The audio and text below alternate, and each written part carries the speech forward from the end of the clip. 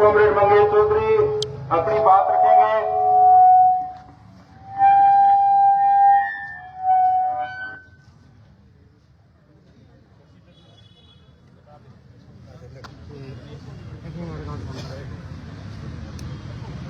जो आपने मेरा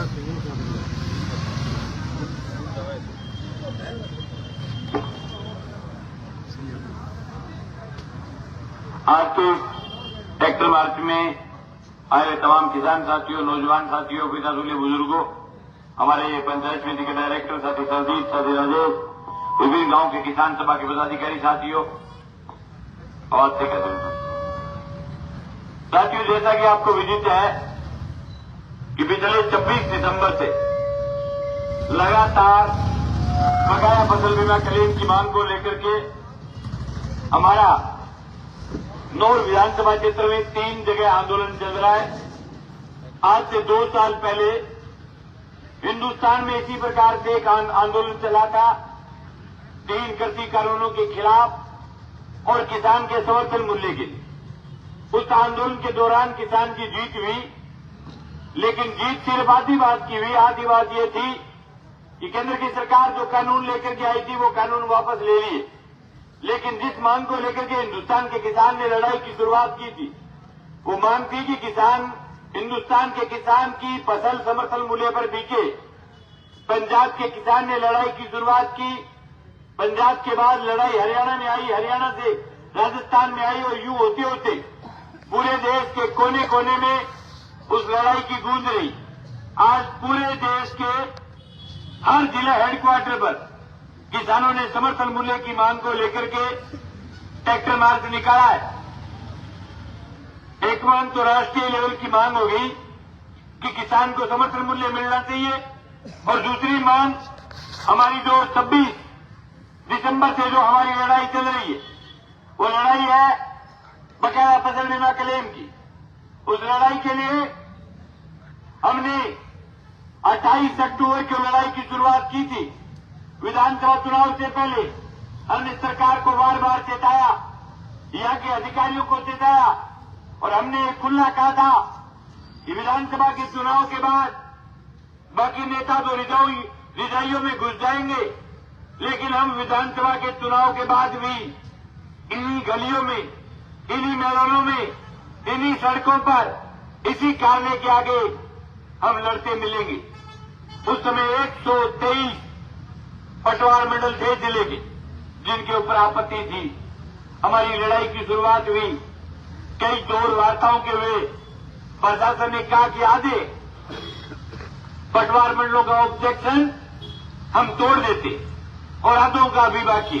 उन्होंने 123 पटवार मंडलों में से 64 पटवार मंडलों का ऑब्जेक्शन तोड़ दिया, और 64 में से बाकी जो 123 में से 58 पटवार मंडल और बच गए। और इसी प्रकार रबी 2022 का ये मामला था, और खरीफ 2022 के अंदर हमारे यहां पूरे इलाके में 70 के आसपास पटवार मंडल थे जिनके ऊपर ऑब्जेक्शन था, जिनमें 48 के ऊपर ऑब्जेक्शन तोड़ दिया, 21 में अभी भी ऑब्जेक्शन जारी। अभी भी पूरी विधानसभा क्षेत्र का किसान वो इस बात के लिए लड़ रहा है कि उनका बकाया क्लेम उनके खातों में आना चाहिए। यह लड़ाई तो शुरू होनी चाहिए थी 2023 के बीमे के लिए, लेकिन इसी इलाके का किसान अभी भी 2022 के बीमे के लिए सड़कों पर खड़ा रह करके लड़ रहा है। और क्षेत्र के एमपी, क्षेत्र के एमएलए ये काक पीटते घूम रहे हैं कि बीमा हमने दिलवा दिया। उनको कहना चाहता हूं, फिर बीमा दिलवा दिया तो ये कौन किसान है जो सड़क पर रह करके लड़ रहे? अरे यहां पिछले 1 महीने से 26 दिसंबर को आंदोलन की शुरुआत हुई थी, आज 26 जनवरी है।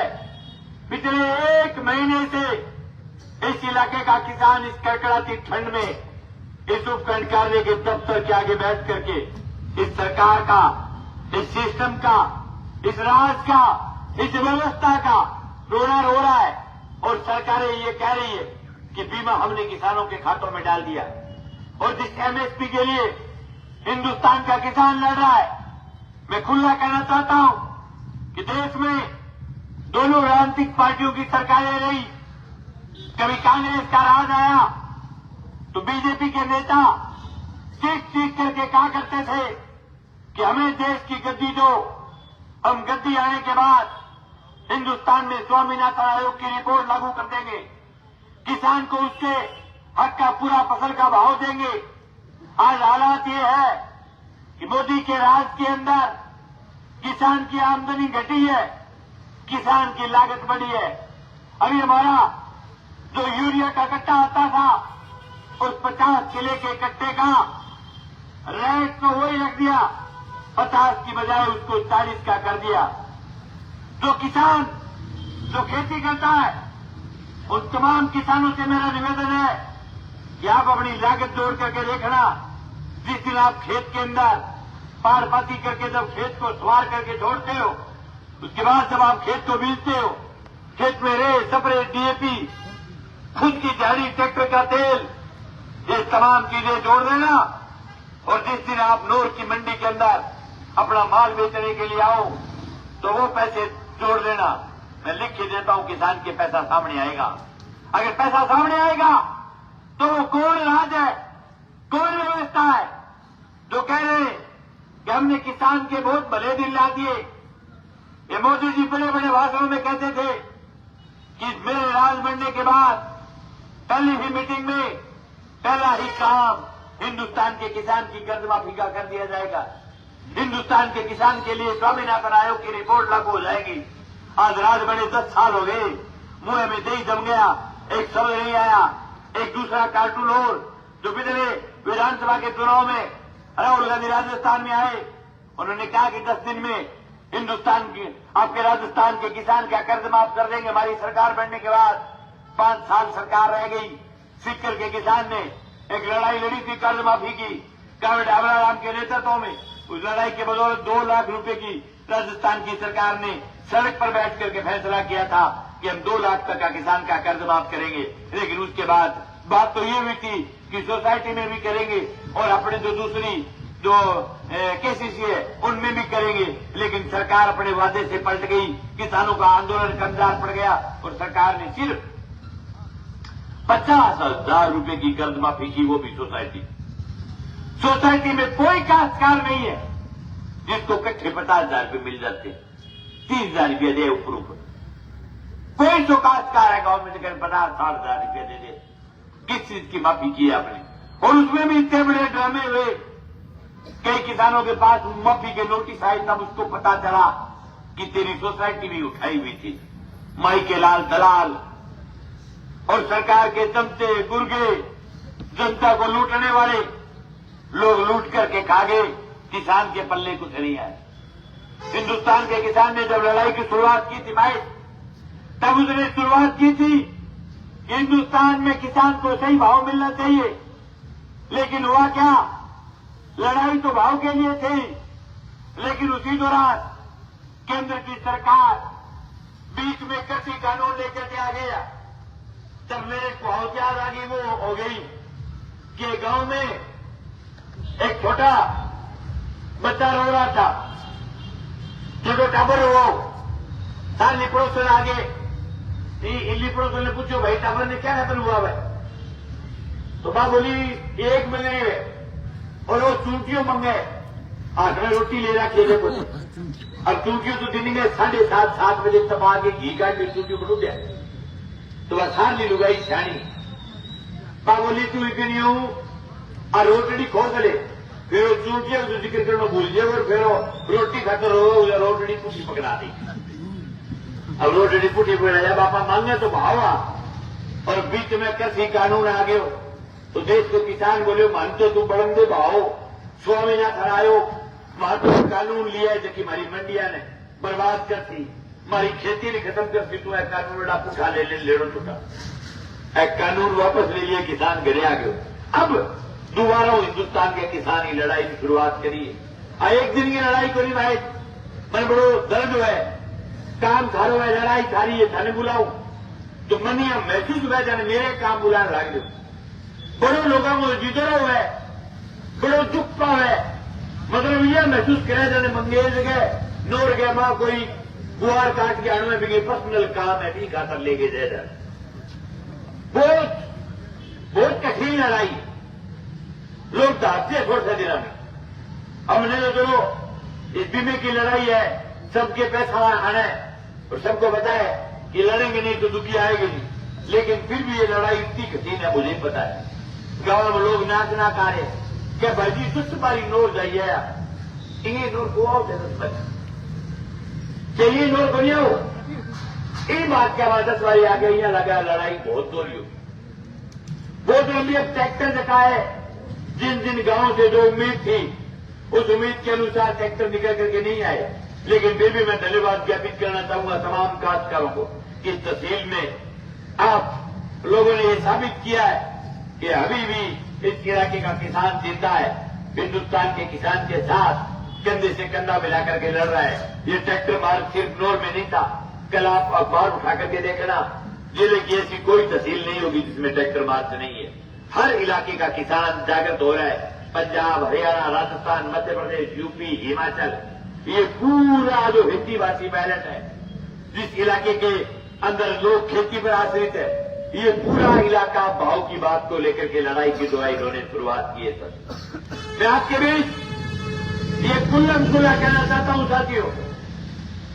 कि अगर इस इलाके के लोग लड़ेंगे नहीं तो आप अगर उम्मीद करते हो कि लड़ाई के बगैर किसान बच जाएगा किसान नहीं बच पाएगा आज भी कुछ ऐसे लोग हैं जो किसानों के बेटे जो किसानों के दुश्मन बन करके खड़े हो गए उनके बड़ा पेट में दर्द होगा ये किसान का ट्रैक्टर रैली देख करके वो कहेंगे कि असली किसान तो खेत में काम लगा हुआ ये तो सब नकली किसान है हिंदुस्तान के किसान जब बॉर्डरों में थे तो भारतीय जनता पार्टी के बुजुर्गों ने गांव में ये बकवास की कि ये तो आतंकवादी है जब पंजाब के किसान आए जब वो सरदार लड़ रहे थे जो सरदारों को खालिस्तानी कहा गया किसानों को ये कहा गया कि इनको पाकिस्तान से फंड आता है इनको करोड़ों का पैसा बाहर से आ रहा है ये देश के किसान नहीं और उसके ऐसे कच्ची पूरे गैंग के लोग जिन्होंने हिंदुस्तान के किसान के खिलाफ लाठियां लेकर के खड़े हुए थे जिन्होंने नारे लगाए थे हिंदुस्तान की बॉर्डरों पर खड़े होकर के कहा था कि हिंदुस्तान की बॉर्डरों को खाली करो ये बॉर्डर हमारी है आप कौन हो हिंदुस्तान की बॉर्डरों पर कब्जा करने वाले लोग किसान के खिलाफ किसानों के बेटों को बरगड़ा करके खड़ा करने का काम किया था कुछ आरएसएस के लोगों ने कुछ भारतीय जनता पार्टी के लोगों ने उस समय पूरे देश में जिस प्रकार की बकवासें फैलाई थी जिस प्रकार का हिंदुस्तान के किसान को दलील किया गया था और जिस प्रकार से हिंदुस्तान के किसान के ऊपर तगमे लगाए गए थे मुझे आज भी वो दिन याद है कि हिंदुस्तान का किसान नौजवान विद्यार्थी ड्राइवर कोई भी अगर मुद्दे के लिए लड़ता है उसको सबसे पहले कहते हैं ये आतंकवादी फिर उनको कहेंगे कि इनका कनेक्शन पाकिस्तान के साथ है फिर ये कहेंगे कि ये देश की अर्थव्यवस्था को खराब करने वाले लोग हैं हिंदुस्तान का किसान है जिसके कारण अर्थव्यवस्था चल रही है किसी को ये लगे कि किसान अर्थव्यवस्था बिगाड़ रहा है तो मैं कहना चाहता हूं किसान के बगैर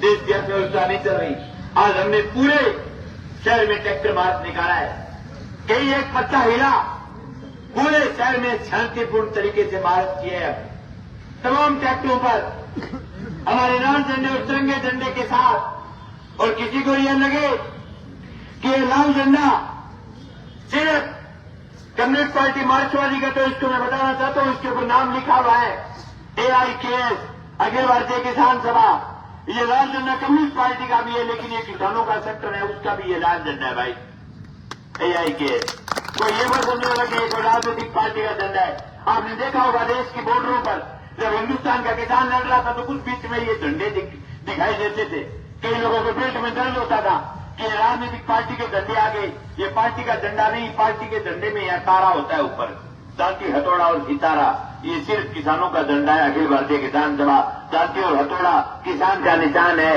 और किसान को रात और दिन जरूरत पड़ती है जाति और हथौड़े दोनों दोनों चीजों की। ये जो बाकी ये जो झंडे, ये भी किसानी के झंडे, ये किसानों का एक संगठन है, जय भारत संगठन, तो भारतीय किसान यूनियन। इस प्रकार से देश के 82 ऐसे किसान संगठन है जो सब लोग एकजुट होकर के देश की लड़ाई को लड़ रहे हैं। उसका पूरे तमाम संगठनों का नाम है संयुक्त किसान मोर्चा। ये जो ट्रैक्टर मार्च पूरे देश में निकाले जा रहे वो 82 किसान संगठन साथ होकर के संयुक्त किसान मोर्चे के तौर पर ट्रैक्टर मार्च निकाल रहे। पंजाब के कई जिलों में अभी भी जाम लगा हुआ है, मैं मोबाइल देख रहा था। 20-20 हजार ट्रैक्टर एक जिला हेडक्वार्टर पर इकट्ठे हो गए। ये किसान का टैंक है ये ट्रैक्टर, और इस ट्रैक्टर के दम पर लड़ाइयां लड़ेंगे। फ्रांस के अंदर ट्रैक्टर के ऊपर 100% सब्सिडी हुआ करती थी। वह तो ही हर कल्टीवेटर फ्रांस की सरकार ने सब्सिडी खत्म कर दी। आपको ताजुब होगा, फ्रांस की संसद को किसान ने चारों तरफ से घेर करके फ्रांस की संसद में तूड़ी भर दी किसान ने। ये किसान ताकत रखता है, पूरे देश में नहीं पूरे विश्व में किसान का डंका बजता है, लेकिन इस देश के किसान में भी ये ताकत है और ये कर करके दिखाया हिंदुस्तान के किसान ने। लेकिन जरूरत यह है कि किसान गांव में, पार्टियों में, किसान आपस की दुश्मनी में, किसान आपस के जोर में बटा हुआ है। जिस दिन किसान एकजुट हो गया, मैं ये समझता हूं देश में किसान कौम का डंका बजेगा।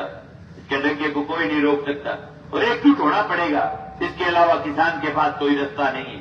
हर जगह किसान की हार है, हर जगह किसान लूटा जाता है। चाहे वो कोई क्षेत्र ले लो, किसान का बीज आया, लुटेरे लूट करके खा गए, खाए हुए बीज की उल्टी गिरवानी पड़ी।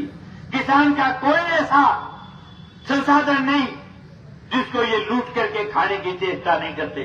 जिस दिन शहर के अंदर कोई किसान घुस जाता है, उसको यूं नजर से उसकी तरफ देखते हैं कि इसको लूट करके खाना है।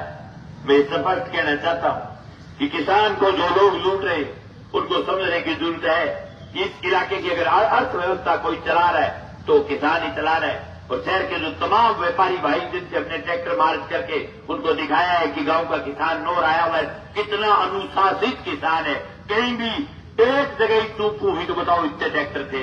ये अनुशासन शहर के व्यापारियों को इस बात के लिए दिखाया था कि मित्रों, आपके घर बहम है कि सिर्फ व्यापार खुद चलता है, अपने आप नहीं चलता। ये ट्रैक्टर वाले मित्र आए हुए हैं, यही आपके व्यापार को चलाते हैं। आगे जब दिन बीमू आवे, बाजार को भी काम शानदार चले। अगर जब दिन फसल में दाना भूल हुए तो बाजार की भी व्यवस्था शानदार होती है। और इनकी जिस दिन व्यवस्था खराब हो गई उस दिन आपकी भी व्यवस्था खराब हो जाएगी। और साथियों, मेरा निवेदन ये है कि ये आंदोलन बीमे वाला जो गुणेश्वर पटवार मंडल है, गुणियसी जो बचे हुए, इनकी लड़ाई बहुत लंबी है, एक दिन की लड़ाई नहीं है। इतने दिनों से चल रहा हूं। जिन जिन गांव की ड्यूटियां है वो लगातार ड्यूटियों पर आते रहना है। अगला सवाल ये कि 30 तारीख को पीएनबी बैंक मंत्रपुरा का घेराव है। उससे पहले जिले के कलेक्टर, अभी भी आपके बीच में तहसीलदार जी कह रहे थे, परसों कलेक्टर साहब का भी फोन आया था। कलेक्टर साहब कह रहे थे कि मैं वार्ता करना चाहता हूं। कोई भी वार्ता करे, हमारा कतई इस प्रकार का कार्यक्रम नहीं है। वार्ता करेंगे तो बिल्कुल वार्ता करेंगे, इसमें कोई दो राय नहीं। माने कोई सोम को नहीं बैठे रहने को। लेकिन सरकार अगर कहना नहीं माने, सरकार अगर किसान के नहीं छोड़े तो फिर लड़ाई के अलावा कोई रास्ता नहीं है। जिला कलेक्टर वार्ता करने के लिए कह रहे, बाकायदा गांवों से किसानों को बुला करके किसान सभा के पदाधिकारियों को साथ लेकर के जिला कलेक्टर के साथ वार्ता करेंगे। अगर वार्ता में बात बैठेगी तो ठीक है, नहीं तो 30 तारीख का जो कार्यक्रम है वो यथावत रहेगा। 30 तारीख का कार्यक्रम करेंगे। अगर वार्ता हो गई तो वह बैठ करके समीक्षा बैठक करेंगे। अगर वार्ता नहीं हुई तो निश्चित रूप से 30 तारीख का जो घेराव है वो पीएनबी बैंक के जितने भी काश्तकार हैं उन तमाम किसान साथियों से मेरा निवेदन है कि आप मंत्रपुरा पहुंचे। चाहे वो नोट पीएनबी बैंक का काश्तकार है, चाहे वो पल्ली का पीएनबी बैंक का काश्तकार है, चाहे वो थलड़ का पीएनबी बैंक का काश्तकार है। हमने चारों बैंकों की जो लड़ाई है वो मंत्रपुरा के अंदर रखे कि जिगर लगता हो कि सिर्फ एक दिन में लड़ाई जीती जाती है, नहीं लेती जाती। बलवान पुनिया ने 88 दिन तक बैंक छोड़ करके नहीं गया था जब एसबीआई बैंक ने 4 करोड़ 78 लाख रुपए किसान के खाते में डाले थे। मात्र 5 करोड़ की लड़ाई थी वो तो, लेकिन ये लड़ाई है 92 करोड़ रुपए की। किसी को लगे कि एक दिन में लड़ाई जीती जाती है, नहीं जीती जाएगी मित्रों। लड़ाई लंबी चलेगी। लेकिन एक बात का आपके बीच वादा कर रहा हूं, एक एक रुपया किसान के खाते में डलवाएंगे और जरूरत पड़ेगी तो पीएनबी बैंक को नीलाम करेंगे। आपके बीच में कह रहे, अगर पीएनबी बैंक 3 लाख रुपए के लिए किसान के आबरू को नीलाम कर देते हैं, तो हम क्यों नहीं करें पीएनबी बैंक को नीलाम करेंगे। दूसरी बात, जिन पटवार मंडलों का खरीफ और रबी का ऑब्जेक्शन है, उनकी लड़ाई दोनों जगह जारी है। 5 तारीख को पल्लू में बड़ा कार्यक्रम है। पल्लू के कार्यक्रम की मैं खुद जाकर के तैयारी करूंगा, गांव-गांव में जाऊंगा, वहां पल्लू के गांव में, और एक ऐसा ऐतिहासिक घेराव करेंगे पल्लू में जो आने वाली पीढ़ियां याद रखें। लेकिन यहां 12 तारीख का कार्यक्रम है, थकना नहीं है। अभी तक टोटल आप अगर 9 आए हो ज्यादा ताकत के साथ, तो 3 बार आए हो। 26 तारीख को आए, 15 तारीख को आए, और फिर आज 26 तारीख को आए, और एक बार आपका नंबर आया चलने पर। इससे ज्यादा कोई भी गांव 9 आए तो बताओ। 4 गेड़ों में दाप किया, सिर्फ 4 ही बार आए हो, और चौथी बार तो ट्रैक्टर लेकर के आए। जिस गांव से 100 किसान आने थे, वहां से 50 किसान आए, कहीं से 10 आए, कहीं से 5 आए। एक ट्रैक्टरों की सांकेतिक मार्ग था, शहर को पता चले कि किसानों का आंदोलन चल रहा है, और देश के किसान के साथ एकजुटता जाहिर करनी थी, इसलिए आज का ट्रैक्टर मार्ग था। आज उपकेड़ा अधिकारी नहीं था, उपकेड़ा अधिकारी की कहीं ड्यूटी लगी होने के कारण 12 तहसीलदार जीते। करसंडी के भी किसान आए हुए, इनका भी मामला अगर उपकेड़ा अधिकारी होते तो निश्चित रूप से बात करते। उनको मैं आपको सोमवार से मंगलवार तक 2 आदमियों को फिर आपको दोबारा प्रयास करूंगा, आपको आना पड़ेगा एक दिन। इनका कोई गांव का मामला है, बैठ करके निपटाएंगे, लेकिन बैठ करके नहीं निपटेगा तो भाई सड़क पर रह करके लड़ेंगे, इसमें कोई दो राय नहीं है। पूरी विधानसभा में आज फिर कह रहा हूं, किसी को लगे कि मंगेश सिर्फ विधानसभा के चुनाव के दौरान बोलता है, चुनाव के बाद आज फिर छाती ठोक करके कह रहा हूं कि अगर किसी भी किसान कौम के आदमी के मकान पर अगर बुलडोजर चलेगा तो सबसे पहले हमारी छाती पर चलेगा, इसमें कोई दो राय नहीं है। किसी भी गरीब आदमी का मकान नहीं टूटने देंगे। सरकारों की ड्यूटी होती है कि वो किसान के मकान की व्यवस्था करे, व्यवस्था नहीं कर पाए तो जिस किसान ने गिरे अपना पेट काट करके अगर 2 ढूंढे बढ़ा लिए, उसको अगर सरकार तोड़ना चाहती है तो कोई भी सूट में किसी भी काश्तकार के मकान को नहीं टूटने दिया जाएगा, ये आपके बीच में कह रहे हैं। दूसरी बात, जमीन नीलामी के सवाल पर आज भी हमारा वो जो स्टैंड है वो क्लियर है। किसी भी सूट में एक भी काश्तकार की जमीन को हमने आज तक नीलाम नहीं होने दिया, आगे भी नहीं होने दिया। और मंगेश जी ने कभी ये नहीं पूछा कि तेरा वोट कांग्रेस को दिया, तेरा वोट फूल को दिया, तेरा वोट मेरे को दिया।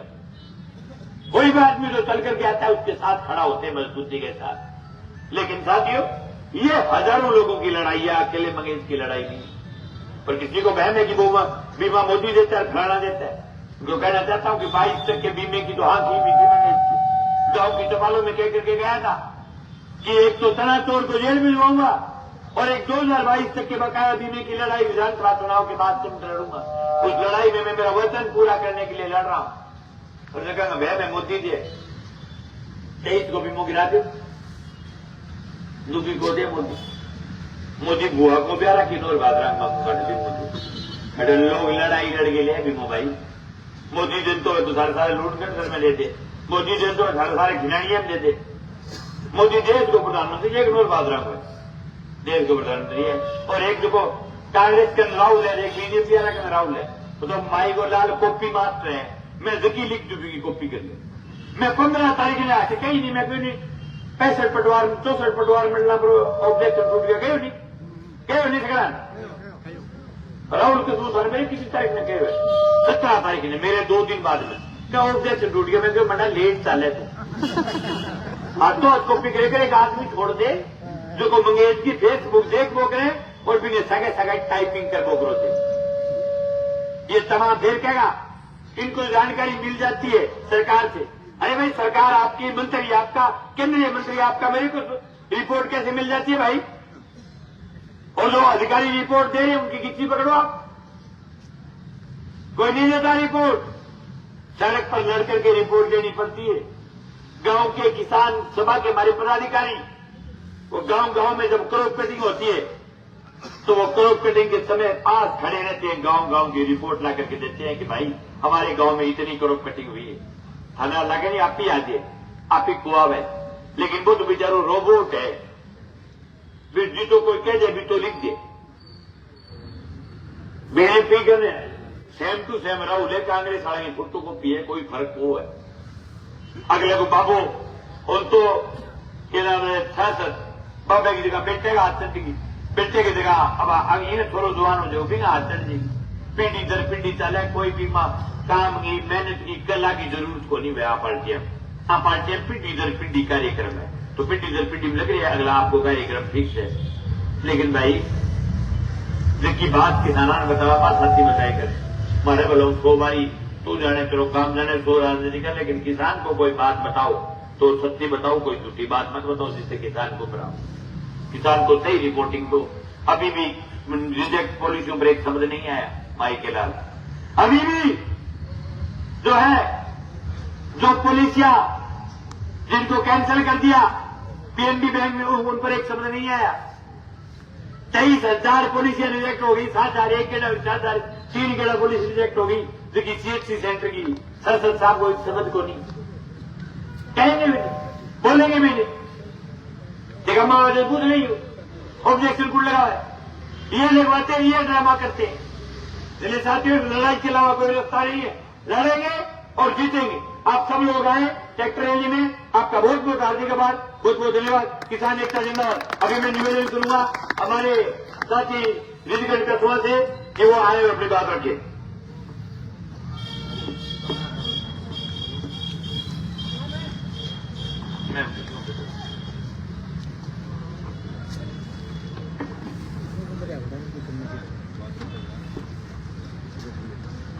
गांव-गांव से आए हुए मेरे तमाम किसान साथियों, आपने आज की ट्रैक्टर रैली को सफल बनाया, इसके लिए आप तमाम साथियों का बहुत बहुत क्रांतिकारी धन्यवाद।